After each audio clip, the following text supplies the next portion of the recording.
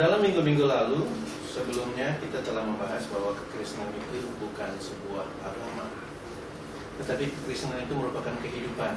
Dan secara khusus, kekristenan itu adalah kehidupan Kristus itu sendiri. Dan kemudian kita juga membahas bagaimana kehidupan di dalam Kristus itu adalah sesuatu yang sama sekali asing bagi manusia yang ada dalam dunia ini, sebab tidak pernah dimiliki sebelumnya. Dia asing bagi kita, walaupun kita beragama Kristen, tapi kehidupan dalam Kristus itu asing bagi setiap orang yang beragama Kristen. Karena tidak pernah dimiliki, tidak dibawa dari kita lahir dari ibu kita, tidak. Tetapi kehidupan itu hanya diberikan oleh Allah. Kehidupan itu hanya bisa kita kenal ketika Roh Kudus mengajarkannya kepada kita di dalam roh. Dan bisa kita alami, bisa kita hidupi jikalau kita ikut berpartisipasi dengan Roh Kudus, ikut mengalami atau menghidupi kehidupan itu. Jadi bisa saja Roh Kudus mengajarkannya, tetapi kita tidak berpartisipasi, kita tidak hidup di dalam ajaran-ajaran Roh itu, maka itu kita juga tidak tahu apa kehidupannya, kehidupan Kristus itu. Nah, namun demikian masih banyak sekali orang Kristen yang walaupun sudah memiliki kehidupan Kristus itu, kehidupan yang baru itu, mereka sudah dilahirbarukan, tapi mereka hidup di dalam kehidupan yang lama. Mereka tidak hidup dalam kehidupan yang baru itu. Kenapa? Karena mereka tidak belajar Kristus yang adalah kehidupannya itu dengan mengizinkan Roh Kudus menunjukkan kepada mereka hal-hal yang telah diberikan Allah, yaitu kehidupannya itu. Jadi Roh Kudus hanya membukakan hal-hal yang telah diberikan Allah dengan cuma-cuma kepada mereka. Namun mereka mempelajari kehidupan yang baru itu dengan cara menggunakan imajinasi, dengan cara menggunakan buku-buku, dengan cara menggunakan pikiran-pikiran manusia mereka, sebagaimana caranya orang belajar di dalam dunia ini. Itu minggu lalu kita bahas seperti itu. Dan kita beri topik dalam pembahasan itu bahwa Kristus harus menjadi landasan daripada pola berpikir kita. Padahal walaupun ada banyak kesaksian mengenai kehidupan yang baru itu yang ditulis juga di dalam Alkitab, namun karena mereka membaca Alkitab itu, mereka membaca kesaksian itu tidak menurut terang Roh Kudus, tidak menurut tuntunan Roh Kudus, tetapi menurut imajinasi, menurut pola berpikir manusia itu, serta menurut tuntunan daripada manusia, maka walaupun mereka menerima kehidupan Allah, tapi mereka tidak dapat memahami hal-hal apa yang telah diberikan oleh Allah itu. Sebaliknya, justru mereka akan berusaha untuk mengadakan hal-hal tersebut. Minggu lalu kita berikan contoh dari 1 Korintus 1 ayat 30. Di dalam 1 Korintus 1 ayat 30 itu dinyatakan bahwa sebenarnya Allah telah memberikan Kristus bagi kita menjadi hikmat, menjadi kekudusan, menjadi pembenaran, menjadi penebusan bagi setiap orang yang percaya. Jadi Allah berikan Kristus sebagai hikmat, kekudusan, pembenaran dan penebusan kita. Tetapi orang-orang ini, mereka karena tidak melihat apa yang telah Allah berikan itu, maka ketika mereka membaca Alkitab itu, mereka berpikir bagaimana mereka bisa hidup kudus di hadapan Allah.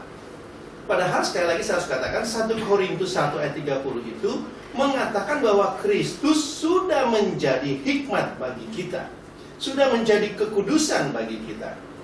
Namun orang membacanya tidak demikian, padahal tulisannya demikian. Orang justru berpikir menurut pola pikir mereka yang biasa, bagaimana caranya saya bisa hidup kudus di hadapan Allah. Ini dua hal yang bertentangan ya. Jadi saya harus katakan kembali, Allah telah memberikan Kristus sebagai kekudusan kita. Tetapi waktu kita baca, kita tidak berpikir Kristus adalah kekudusan saya. Kita berpikir bagaimana caranya saya bisa kudus di hadapan Allah. Sehingga tidak nyambung. Kenapa? Karena memang pola berpikirnya berbeda. Allah telah menjadikan Kristus sebagai kebenaran kita. Tetapi orang berpikir bahwa bagaimana supaya saya bisa dibenarkan di hadapan Allah. Dan seterusnya. Lalu mereka mengusahakan bentuk-bentuk itu. Mereka berusaha bagaimana bisa hidup kudus, bagaimana bisa dibenarkan di hadapan Allah dengan segala bentuk yang menurut mereka bisa lakukan. Dan tidak jarang bentuk-bentuk usaha itu bahkan semakin ekstrim. Karena mereka pikir semakin ekstrim mereka lakukan, maka Allah semakin berkenan. Mereka berusaha menciptakan cara yang terbaik untuk bisa berkenan di hadapan Allah. Cara yang terbaik untuk bisa dikuduskan. Cara yang terbaik untuk bisa dibenarkan. Karena mereka pikir mereka belum dikuduskan. Karena mereka pikir mereka tidak hidup di dalam kekudusan dan tidak dibenarkan di hadapan Allah. Sementara 1 Korintus 1 ayat 30 itu tidak berkata bahwa engkau tidak kudus, maka engkau harus berusaha jadi kudus. Tapi 1 Korintus 1 ayat 30 berkata, Kristuslah kekudusanmu. Nah, seharusnya yang mereka lakukan justru adalah tinggal bertumbuh dalam hal-hal yang telah Allah berikan itu. Bukan mengusahakan, tetapi bertumbuh karena pengertian. Karena semua itu sudah dimilikinya. Mereka sudah menerima kekudusan itu. Mereka sudah menerima pembenaran itu. Karena Kristus adalah kekudusan dan pembenaran. Yang harus mereka lakukan bertumbuh di dalam kekudusan itu. Mereka harusnya bertindak seperti bagaimana Kristus menjadi fondasi dan dasar daripada segala perbuatan mereka. Nah, sekali lagi saya katakan, banyak orang yang sudah lahir baru sebenarnya, tetapi mereka tidak menjadikan Kristus sebagai fondasi perbuatan mereka, tindakan-tindakan mereka. Sehingga bukannya mereka itu hidup di dalam kekudusan Kristus yang telah diberikan pada mereka itu, mereka justru mengajarkan bagaimana bisa dikuduskan, misalnya melalui puasa, melalui tirakat, melalui penyiksaan daging. Mereka berusaha untuk bisa memiliki hikmat Allah melalui pengajaran-pengajaran di sekolah, ikut sekolah A, ikut sekolah B, dan seterusnya dan seterusnya. Kalau mereka tidak menjadikan Kristus itu menjadi fondasi kehidupan mereka, maka bukannya mereka hidup di dalam serta mengalami kebenaran Kristus yang telah diberikan itu, mereka justru akan saling mengajarkan hal-hal apa yang harus dilakukan supaya mereka bisa benar di hadapan Allah. Apakah itu melalui persembahan-persembahan khusus, apakah itu melalui bentuk tata cara ibadah yang mereka create sedemikian rupa, dan mereka berkata bahwa tata cara ini yang benar di hadapan Allah. Orang-orang ini bukannya mereka mengalami pikiran Kristus sebagai hikmat kebijaksanaan mereka. Mereka justru belajar bagaimana bisa hidup bijaksana dari melalui sekolah-sekolah. Mereka justru belajar bagaimana mengikuti pendidikan-pendidikan pelayan misalnya. Belajar bagaimana pembentukan karakter Kristus. Seakan-akan karakter Kristus itu bisa diusahakan oleh mereka. Dan bukannya mereka mengalami atau hidup di dalam realitas atau substansi dari setiap aspek Kristus seperti kasih, kebenaran, kemuliaan, dan iman. Mereka justru menggantikan semua itu dengan hal-hal yang datang dari imajinasi mereka, datang dari ajaran-ajaran manusia, datang dari agama-agama mereka.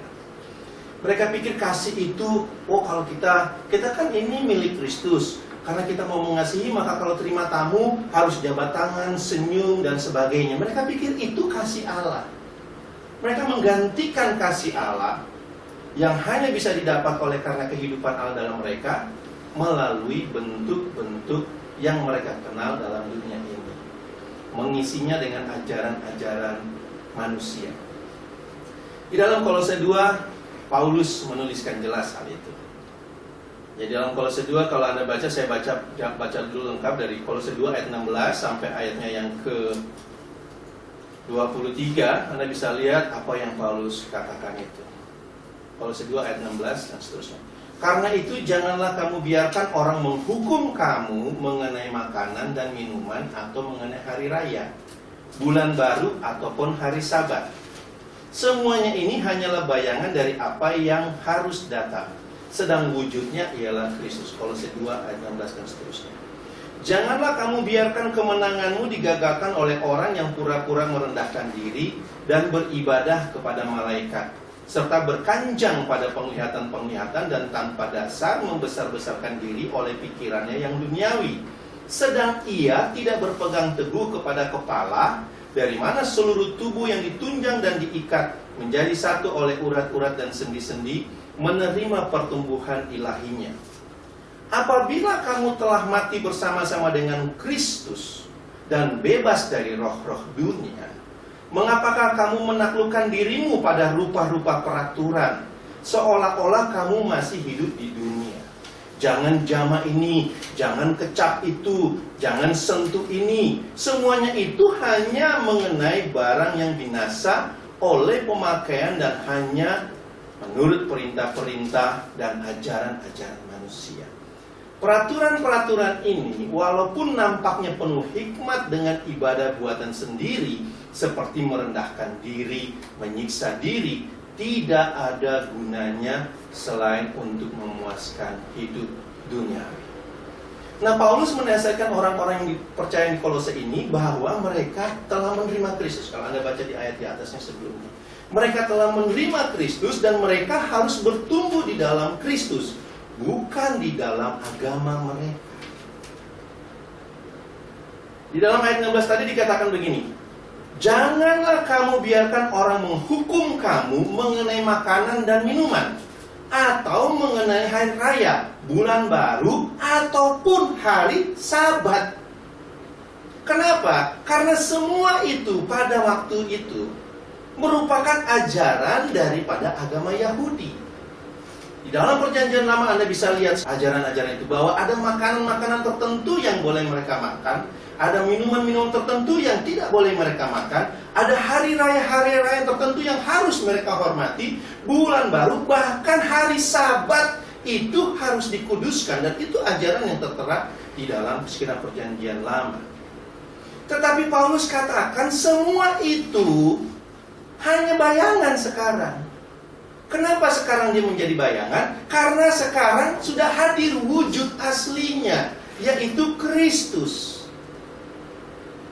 Kolose 2:16 dia katakan begitu, semuanya ini hanyalah bayangan dari apa yang harus datang, sedang wujudnya ialah Kristus.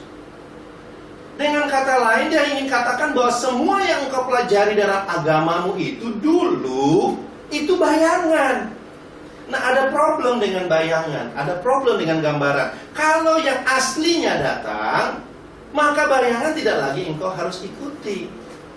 Karena wujudnya itu sudah datang, Kristus itu sudah datang.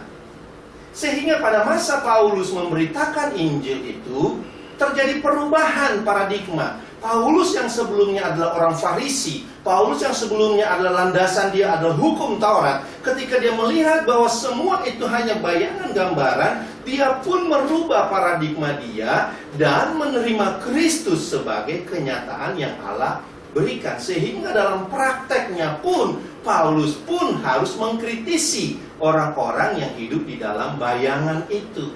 Paulus dulu berada dalam bayangan itu, tetapi sekarang sudah tidak lagi. Apa itu menghukum kamu mengenai ajaran makanan? Itu ajaran agama Yahudi waktu itu. Itu ajaran yang mereka terima dari hukum Taurat. Itu ajaran yang harus mereka hidupi sebelum Yesus datang, sebelum Yesus menggenapi, sebelum Yesus bahkan mengakhiri ajaran itu. Karena dialah wujud aslinya. Sekarang setelah Yesus datang, serta setelah Yesus menggenapi semua itu, maka mereka tidak lagi berada dalam peraturan-peraturan itu. Karena itu kan dulu hanya bayangan. Kenapa? Karena sudah digenapi. Kenapa? Karena sudah diakhiri, sudah lengkap, sudah selesai, kata Yesus di atas kayu salib. Jadi peraturan-peraturan itu sekali lagi hanyalah merupakan bayangan dari apa yang akan datang, yang sudah datang, merupakan bayangan dari realitanya, dari substansi daripada ajaran atau yang dikehendaki oleh Allah. Hukum Taurat itu hanyalah bayangan dan berlaku sebelum yang nyata itu datang. Sebelum Kristus itu hadir, sebelum Kristus menggenapinya, hukum Taurat berlaku. Tapi ketika yang datang itu, yang nyata itu datang, masa Anda mau hidup di dalam bayangan lagi? Hubungan Allah dengan manusia di masa sebelum Yesus datang itu tetap hubungan Kristus, tapi dalam konteks bayangan, bukan realita yang Allah mau. Hanya dalam konteks bayangan.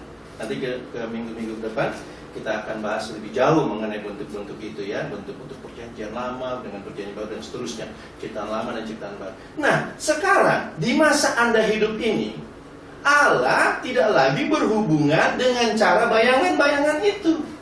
Anda tidak berhubungan dengan manusia melalui bentuk-bentuk bayangan itu, tetapi Allah berhubungan dengan Anda dan saya langsung di dalam realitanya, langsung di dalam Kristus itu. Karena Kristus adalah realita Allah itu. Hubungan Anda dengan Allah tidak lagi pakai simbol-simbol, gambaran-gambaran, bayangan-bayangan. Tidak lagi, Allah nyata hidup bagi kita, dan kehidupan Allah itu nyata di dalam kita, real, realita. Substansinya itu hadir nyata, tidak lagi menggunakan simbol-simbol.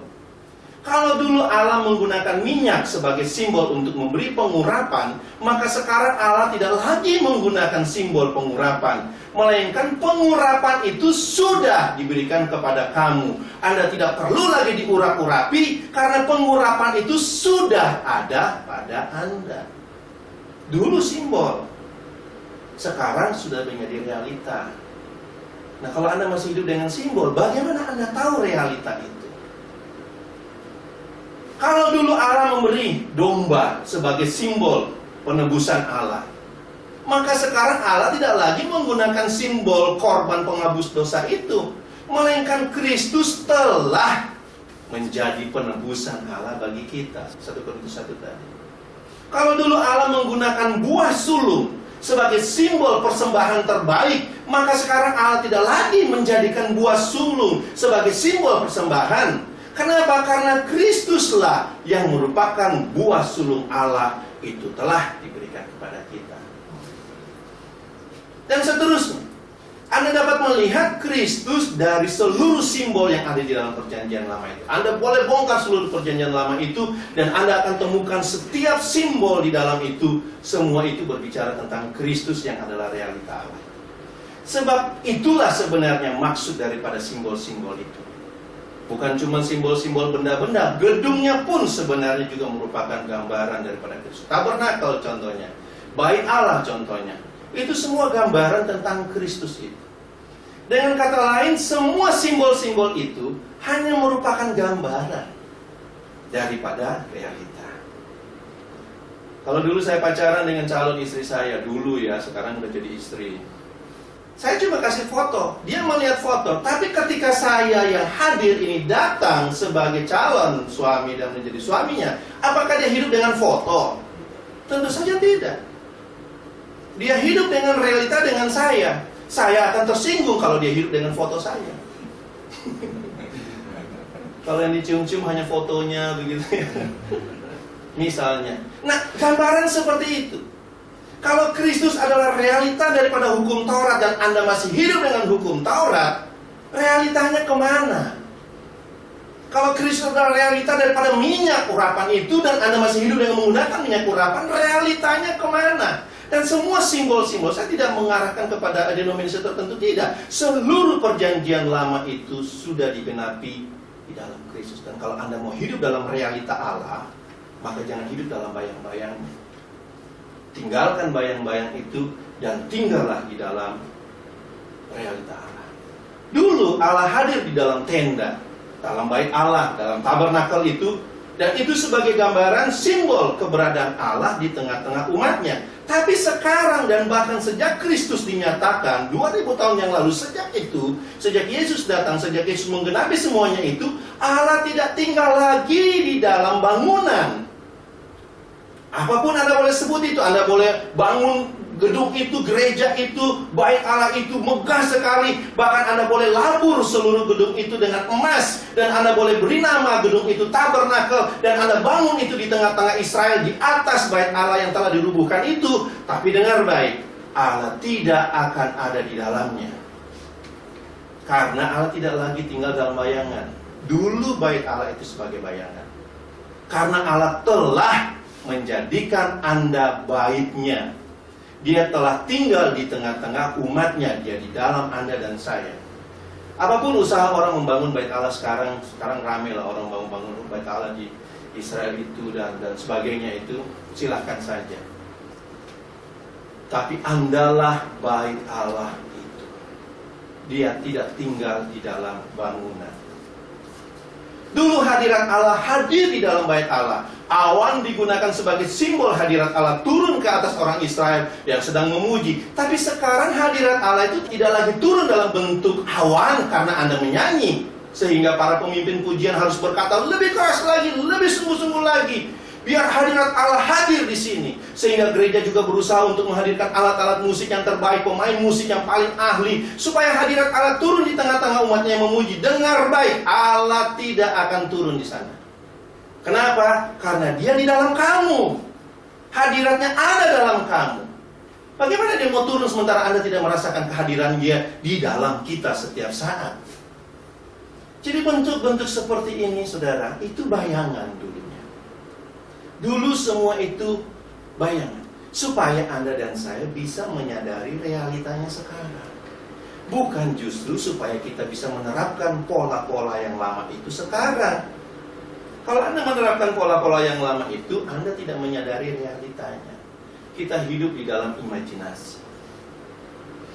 Oleh karena itu, sobat pemenang, penting sekali kita mengetahui apa realita Allah.